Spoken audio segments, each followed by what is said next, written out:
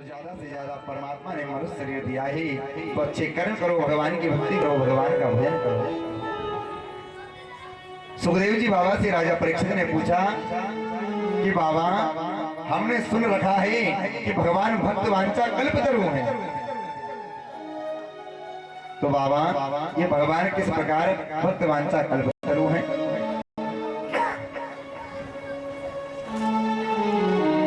सुखदेव जी बाबा कहते हैं राजा परीक्षित मैं तुम्हें एक आध्यात्मिक कथा श्रवण कराता हूँ, सभी लोग ध्यान से सुने। माताओं से निवेदन, हमारी माताएं बहुत बात करती हैं।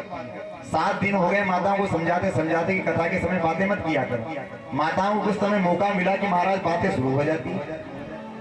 अरे दुनिया भर की बात तो महाराज दुनियादारी की बात जीवन भर होती रहेगी, ये कथा बार बार नहीं मिलेगी। आपको रोज एक ही बात समझानी पड़ती है, बार बार आपको बोलना पड़ता है चुप हो जाओ चुप हो जाओ। माताएं तो मौके का इंतजार करती, मौका मिला कि काम शुरू हुआ। 4 माताएं जहाँ मिल जाती है महाराज और बातें कुछ नहीं करती, एक दूसरे की चुगली कर देती है, अपनी बहुओं की चुगली कर देती है, अपनी सासों की चुगली कर देती है। बस ये काम रहता है माताओं को महाराज। अरे कथा में बैठो, जब अच्छी बातें करे, भगवान की भक्ति करे और बातें नहीं करे।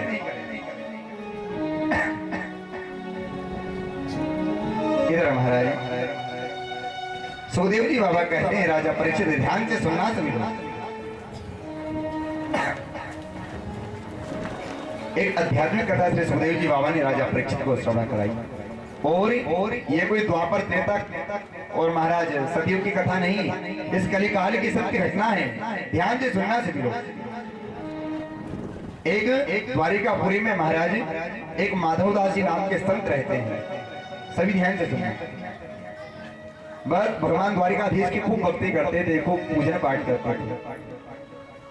माधवदास जी भगवान की इतनी पूजन पाठ करते थे द्वारिकाधीश की, और भगवान द्वारिकाधीश बड़े प्रसन्न रहते थे माधवदास जी से। और माधवदास जी जब घूमने जाते थे ना, तब द्वारिकाधीश साक्षात प्रकट होकर के साथ में माधवदास जी के साथ साथ चलते थे महाराज। इतना प्रेम था भगवान का माधवदास जी से।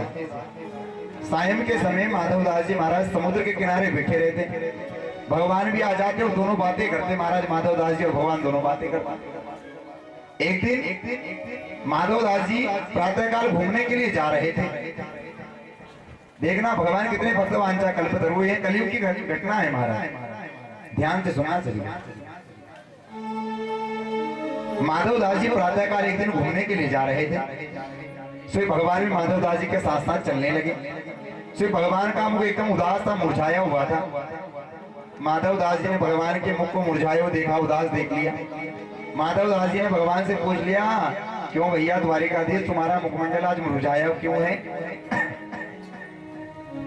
भगवान कहने लगे, भैया माधवदास जी क्या बताएं, जब से वृंदावन छोड़ा तब से कभी चोरी नहीं कर पाए। अरे वृंदावन में थे तो खूब माखन मिश्री की चोरी करी, लेकिन जब से वृंदावन छोड़ करके यहाँ द्वारिकापुरी में आए, उसके बाद से चोरी करने का कभी मौका ही नहीं मिला, कभी चोरी नहीं की। और अब चोरी किए हुए बहुत समय हो गया, तो अब तो रहा नहीं जाता, बहुत याद आती है, चोरी करने का मन होता है। माधवदास जी कहने लगे, भैया ये कौन सी बड़ी बात है, कर लो, किसके यहाँ चोरी करना है? भगवान कहने लगे, भैया किसके साथ चोरी करें? अरे वृंदावन में थे तो बहुत सारे मित्र सगाते, यहाँ तो कोई भी नहीं है हमारे पास, बस तुम अकेले ही हो हमारे। माधवदास जी कहने लगे, तो महाराज तुम्हारी क्या इच्छा है? भगवान कहने लगे, भैया तुम अगर तैयार हो मेरे साथ चोरी करने के लिए तो अपन दोनों चोरी करने चलते हैं। माधवदास जी कहते हैं, भैया मैंने जीवन भर कभी चोरी नहीं की, जीवन भर तुम्हारा भजन किया, अरे बुढ़ापे में तुम मुझे चोरी करना सिखा रहे हो। भगवान कहने लगे, भैया हम रुपया पैसे की चोरी थोड़ी करेंगे, अरे हम तो खाने पीने की चीज की चोरी करेंगे। माधवदास जी कहने लगे, तो अच्छा भैया बताओ किसके यहाँ पहले चोरी करेंगे? भगवान कहने लगे कि भैया ये द्वारिकापुरी का जो राजा है ना, इस राजा के बगीचे में बढ़िया सुंदर के कटहल के पेड़ लगे हुए हैं, लेकिन ये राजा कभी यहाँ पर कटहल के फल पहुंचाता नहीं मेरे मंदिर में, तो उस बगीचे में चल करके कटहल के फल चोरी करके लाते और खाएंगे दोनों कटहल के फल। माधवदास जी कहने लगे, अरे कन्हैया वहाँ चोरी करने की क्या जरूरत? अरे यहाँ के जो राजा है वो हमारे शिष्य हैं, हम प्रातःकाल जाएंगे, राजा साहब से कहेंगे कि भैया हमें 2-4 कटहल के फल दे दो, हम लेकर। अब माधवदास जी ने तो कभी जीवन में चोरी करी नहीं, माधव दास जी की आदत थी बड़ा जोर जोर से बोलने की। दोनों बगीचे में प्रवेश कर गए। माधव दास जी ने बढ़िया सुंदर सुंदर कटहल के पेड़ देखे, श्री भगवान से कहने लगे, अरे कन्हैया देखो कितने सुंदर सुंदर कटहल के पेड़ लगे हुए हैं, और ये बताओ कि उस कटहल के पेड़ से हम कटहल तोड़े, किस पेड़ से कटहल तोड़े? हम महाराज इतनी जोर से बोला कि माली को सुना गई। माली कहने लगा, मैं अभी बताता हूँ कौन से पेड़ से कटहल तोड़नी है। अब महाराज माली आया लकड़ी लेकर के। भगवान ने माधव दास जी का हाथ पकड़ा और माधव दास जी का हाथ पकड़ करके लेके गए बगीचे से बाहर। भगवान कहने लगे, रे माधव दास जी बाबा तुम तो भस्मात हो गए भैया, अरे थोड़ा चोरी कर रहे हैं, थोड़ा धीरे बोलो, कोई सुन लेगा तो पकड़ा जाएंगे। अब जोर से मत बोलना, धीरे बोलना। अब माली पूरे बगीचे में आया, देख करके चले गया, कोई भी नहीं मिला। माली जाकर फिर सो गए। भगवान ने माधव दास जी का हाथ पकड़ा, फिर बगीचे में आ गए। अब बगीचे में आ गए। भगवान ने कहा, भैया माधव दास जी पेड़ के ऊपर कौन चढ़ेगा कटहल तोड़ने के लिए? भगवान कहने लगे, भैया मेरे से तो पेड़ पे चढ़ते आता नहीं। माधव दास जी से कहने लगे, काम करो बाबा, आपको मैं ऊपर पेड़ पे चढ़ा देता हूँ, आप मुझे कटहल के फल तोड़ तोड़ के नीचे देते जाना, मैं ठेके करते जाऊंगा। अब भगवान ने माधव दास जी को पेड़ के ऊपर चढ़ा दिया। अब पेड़ के ऊपर चढ़ा दिया और माधव दास जी से बोल दिया कि भैया थोड़ा धीरे बोलना। अब माधव दास जी पेड़ के ऊपर चढ़ गए। अब पेड़ पे महाराज सुंदर सुंदर कटहल के फल लगे थे, कुछ छोटे भी थे कुछ बड़े भी थे। अब माधव दास जी भूल गए कि भैया थोड़ा धीरे से बोलना है। माधव दास जी जोर से कहने लगे, कन्हैया ये वाला फल तोड़ूं कि ये वाला तोड़ूं? अब महाराज माली ने सुन लिया। माली कहने लगा, मैं अभी बताता हूँ कौन सा फल तोड़ना है। माली लकड़ी लेकर के आया। भगवान को अंदर ध्यान हो गए और माधव दास जी महाराज पेड़ पे लटके रह गए। माधव दास जी नीचे उतरने लगे, धोती होती सब फंस गई महाराज पेड़ में।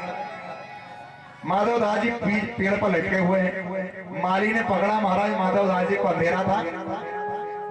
माधव दास जी को माली ने पकड़ा, 2-4 थप्पड़ तो रात में लगाए अंधेरे में माधव दास जी को, और दोनों हाथ बांधे और हाथ बांध करके ले जाकर के कमरे में बंद कर दिया और कहा कि तुमसे सुबह निपटता हूँ। अब महाराज माधव दास जी के दोनों हाथ बांध दिए, माली ने कमरे में ले जाकर के बंद कर दिया। अब माधव दास जी आजू बाजू देखे कि जिनने हमें लेकर के आए थे वो कहाँ गए। आजू बाजू देखने लगे महाराज। माधव दास जी समझ गए कि खुद तो भग गए और हमें यहाँ फंसवा करके चले गए। रात भर माधव दास जी महाराज कमरे में हाथ बांध करके पड़े रहे। अब प्रातः काल हुआ। माली ने क्या करा, माधव दास जी को पकड़ा और राजा साहब के पास ले जाने लगा कि राजा साहब के पास चलो, तुम्हारी शिकायत करूंगा, तुमने कटहल के फल की चोरी करी। माधव दास जी के हाथ पकड़ करके माली लेकर के जाने लगा राजा साहब के महल में। राजा साहब के महल में लेकर के गया माधव दास जी को। माधव दास जी को राजा साहब ने आते हुए देखा। फिर राजा साहब सोचने लगे कि हमारे गुरुजी को ये माली हाथ बांध करके क्यों लेकर के आ रहा है।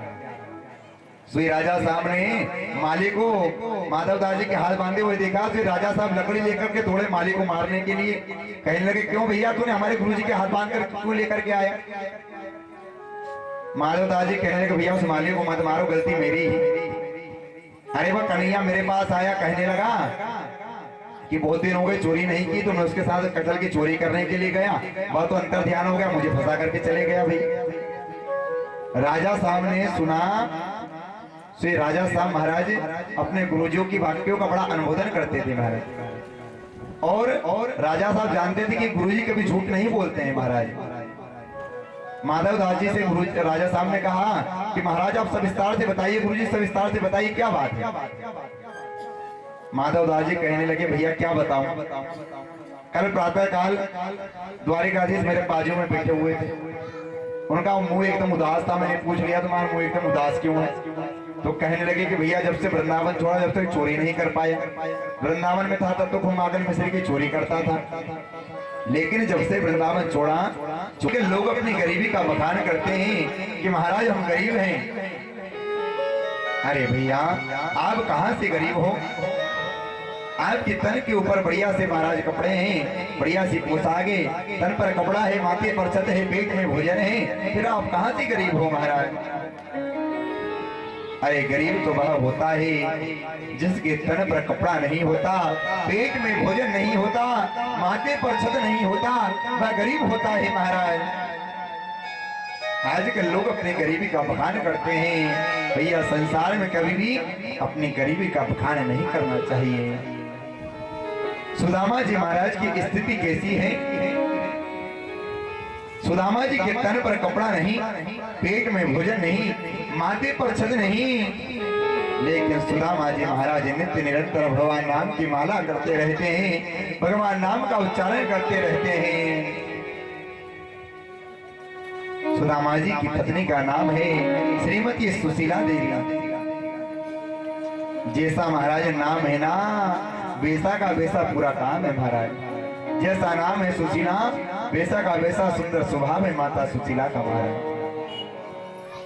माता सुशीला भी नित्य निरंतर भगवान नाम की माला करती रहती है, भगवान नाम के उच्चारण करते रहते हैं महाराज। सुदामा जी की यहाँ एक एक करते करते 5 संतानें हो गई महाराज, और उन 5 संतानों के भी तन के ऊपर महाराज कपड़ा नहीं, पेट में भोजन नहीं, लेकिन सुदामा जी महाराज तो मदमस्त होकर के भगवान के नामों का उच्चारण करते रहते हैं, भगवान की माला करते रहते हैं। ओम नमो भगवते वासुदेवाय, ओम नमो भगवते वासुदेवाय, ओम नमो भगवते वासुदेवाय का उच्चारण करते रहते हैं महाराज। मन में किसी प्रकार की कोई कामना वासना नहीं है। अरे हमारे ऊपर कोई दुख आ जाता है, कोई समस्या आ जाती है, उस परमात्मा को महाराज हम खोजते हैं, लेकिन सुदामा जी महाराज तो मदमस्त होकर के भगवान की भक्ति करते हैं, भगवान का भजन करते रहते हैं। एक दिन तो माता सुशीला सुदामा जी के पास आई और सुदामा जी से आकर के कहने लगी कि प्रभु, अरे 15-15 दिन बीत गए हैं, ना आपने भोजन किया है, ना मैंने भोजन किया है, और 15-15 दिन बीत गए, ना बच्चों ने भोजन किया है। और जब तुम तुम्हारे पुत्रों का लालन पालन नहीं कर सकते, उन्हें पाल नहीं सकते, तो उन्हें जन्म क्यों दिया, उन्हें पैदा क्यों कर दिया?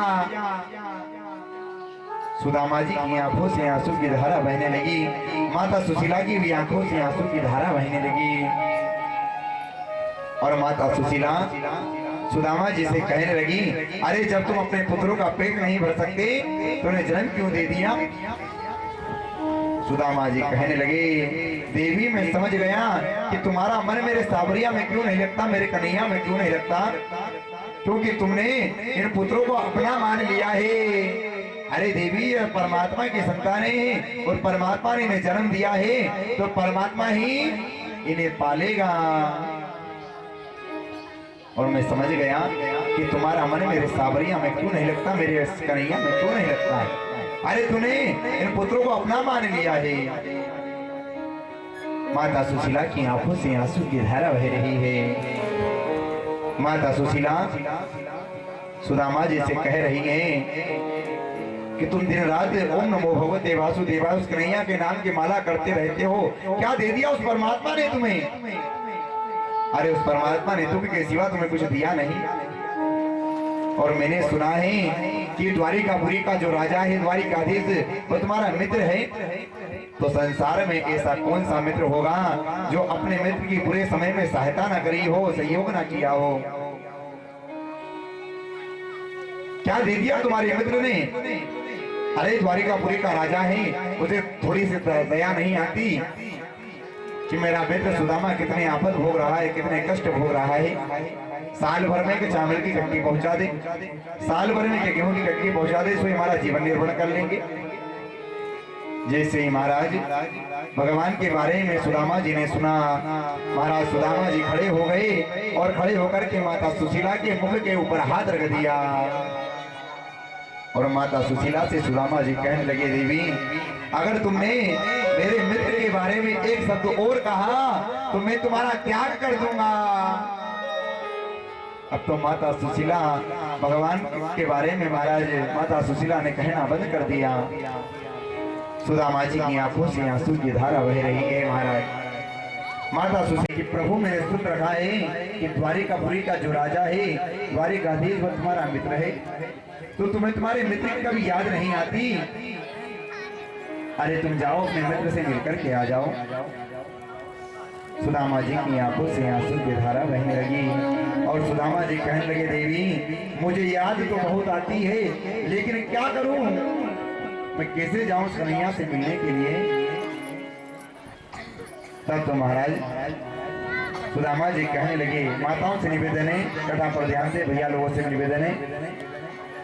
सुदामा जी कहने लगे, देवी मुझे उस कन्हैया की याद आती है, द्वारिकाधीश की याद आती है, लेकिन अगर मैं उससे मिलने के लिए गया और इतने में क्या दूंगा। तब तो माता सुशीला भागते हुए महाराज पड़ोसन के यहाँ गई और पड़ोसन के यहाँ जाकर के पड़ोसन से कहा कि बहन, मेरे जो पति हैं वह द्वारिकाधीश का दर्शन करने के लिए द्वारिकापुरी जा रहे हैं, मुझे कुछ अन्न के दाने चाहिए। तब तो पड़ोसन ने महाराज 4 मुट्ठी चावल कटे फटे चावल ला करके महाराज माता सुशीला की झोली में डाल दिए। माता सुशीला ने अपने साड़ी का पल्लू फाड़ा और उसमें 4 मुट्ठी चावल लेकर के माता सुशीला भगवान सुदामा जी के पास आई और सुदामा जी को वह 4 मुट्ठी चावल दे दिए। महाराज सुदामा जी उन 4 मुट्ठी चावल को लेकर के अपने कुल देवता के मंदिर आए और वहां करके आज सुदामा जी ने कुल देवता की पूजन करी और पूजन करके सुदामा जी महाराज भगवान द्वारिकाधीश से मिलने के लिए महाराज चल दिए हैं। इधर लाठी टेकते सुदामा जी महाराज धीरे धीरे धीरे धीरे चले जा रहे हैं। भगवान द्वारिकाधीश अपने सिंहासन पर बैठे हुए हैं। भगवान जानते हैं कि सुदामा जी अगर एक महीने तक, 1 साल तक भी अगर इसी प्रकार चलेंगे तब भी द्वारिकापुरी नहीं पहुंच पाएंगे। अब सुदामा जी को चलते चलते रात्रि का समय हो गया। सुदामा जी एक वन में विश्राम करने लगे। भगवान ने योग माया को आदेश दिया और योग माया को आदेश देकर के कहा कि सुदामा जी को नगर के बाहर, द्वारिकापुरी के बाहर लाकर के छोड़ दो। अब सुदामा जी वन में विश्राम करने लगे।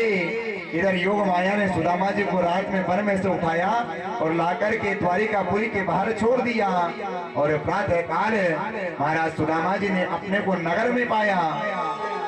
तो महाराज सुदामा जी की आंखों से आंसू की धारा बहने लगी और सुदामा जी ने पूछ लिया, भैया ये कौन सा नगर है?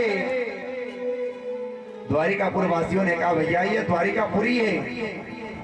सुदामा जी ने तो जैसे ही सुना, सुदामा जी के तो आनंद का पारावार नहीं रहा। सुदामा जी द्वारिकापुरी में अंदर प्रवेश कर गए और सुदामा जी ने द्वारिका वासियों से पूछ लिया, भैया यह द्वारिकाधीश का महल कौन सा है?